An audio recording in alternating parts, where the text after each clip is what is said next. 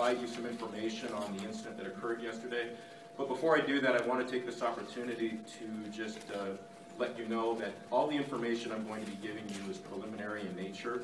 A lot of information that was provided yesterday and throughout the day, it just keeps ever changing as we talk to witnesses, as we talk to officers who were there. And the investigation continues, so it's going to be a very thorough and very detailed investigation.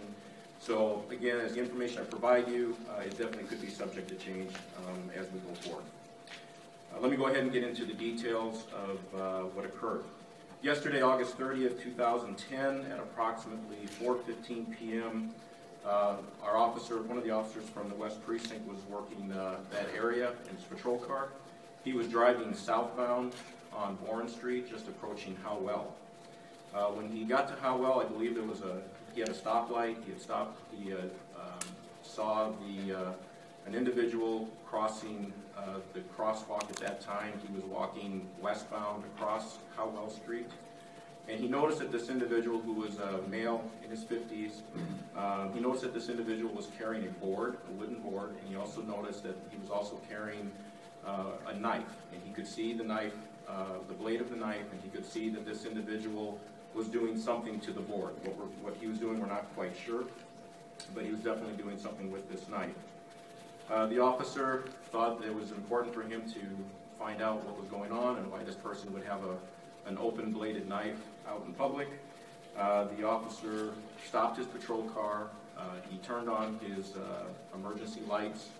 By turning on his emergency lights, as some of you know, that immediately activates the in-car patrol camera. The officer then, in looking at the video, you could actually, going back here, you could actually see this gentleman crossing the street.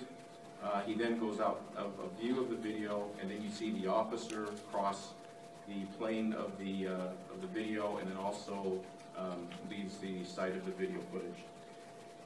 However, the officer did have his microphone on to the video, and you could hear the officer confront the gentleman, and you could hear the officer tell the man 3 times to drop the knife. And the officer yelled these commands, and these commands were heard by some of the witnesses interviewed as well.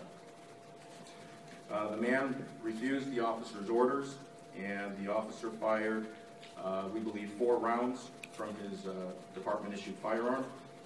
The man went down. The officer called for immediate backup. Officers arrived within a minute to a minute and a half. They secured the gentleman.